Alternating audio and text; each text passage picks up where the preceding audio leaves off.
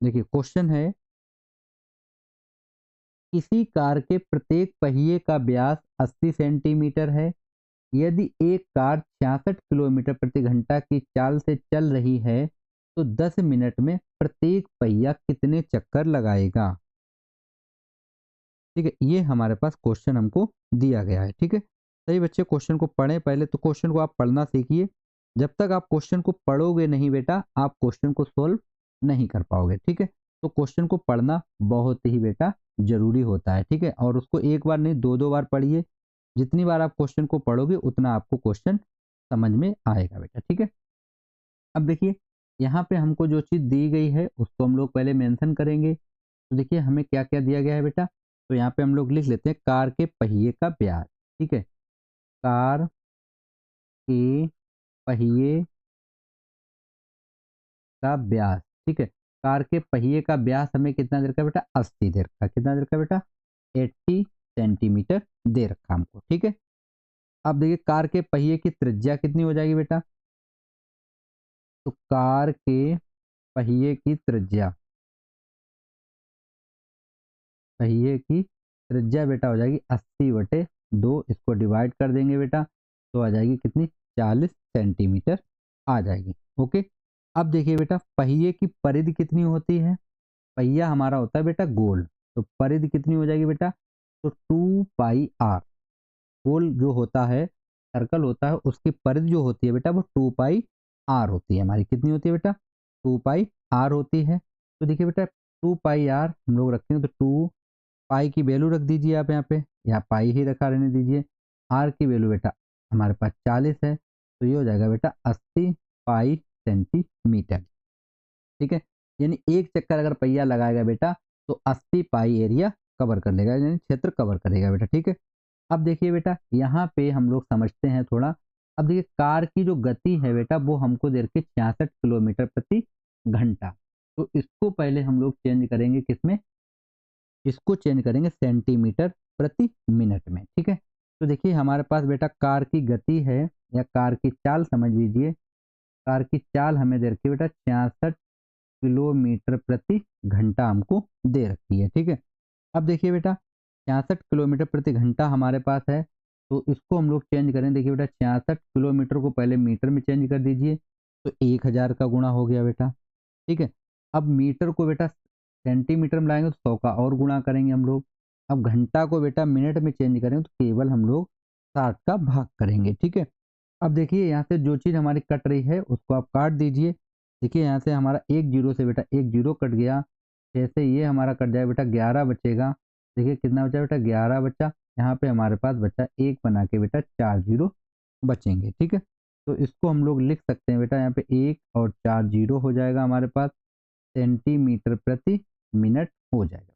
ठीक है, तो ये हमारे पास हो गई बेटा कार की चाल हो गई। ठीक है, अब देखिए बेटा ये तो हो गया कार के 1 मिनट में। अब 10 मिनट में कितना हो जाएगा बेटा, तो हम लिखेंगे कार द्वारा 10 मिनट में बेटा। ठीक है, 10 मिनट में तय दूरी। ठीक है, 1 मिनट में तय दूरी निकाल चुके हम लोग, तय दूरी तो कितना हो जाएगा बेटा, 10 इंटू हो जाएगा एक बना के, ये हमारे पास 4 जीरो हैं, तो हम गुणा करेंगे बेटा तो ये हो जाएगा एक बना के 5 जीरो हो जाएंगे, 11 बना के 5 जीरो हो जाए बेटा, इतनी दूरी हम लोग तय कर लेंगे। ठीक है, तो ये हो गया बेटा सेंटीमीटर। अब देखिए हमसे पूछ रहा था कि कितने चक्कर लगाएगा, ये हमको यहाँ पे बताना था बेटा। ठीक है, तो चलिए चक्रों की संख्या हम लोग निकाल लेते हैं। तो देखिए चक्रों की संख्या हम लोग कैसे निकालेंगे उसको हम लोग समझते हैं। यहाँ पे जो भी बच्चे लाइव हैं सभी बच्चे एक बार कमेंट करेंगे कौन कौन बच्चा अभी लाइव जुड़ा हुआ है। तो हम लोग यहाँ पे मान लेते हैं, माना कार के पहिए के चक्रों की संख्या n है। ठीक है, तो इसको हम लोग न्यू पेज पे मान लेते हैं, माना कार के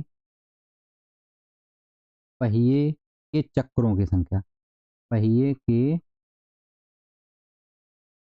चक्रों की संख्या हम लोग मान लेते हैं स्मॉल n। ठीक है, तो देखिए स्मॉल n हो गया बेटा, तो ये हो जाएगा n इंटू एक चक्कर में तय की गई दूरी, एक चक्कर में तय की गई दूरी, ठीक है, बराबर बेटा हो जाएगा 10 मिनट में तय की गई दूरी, ठीक है।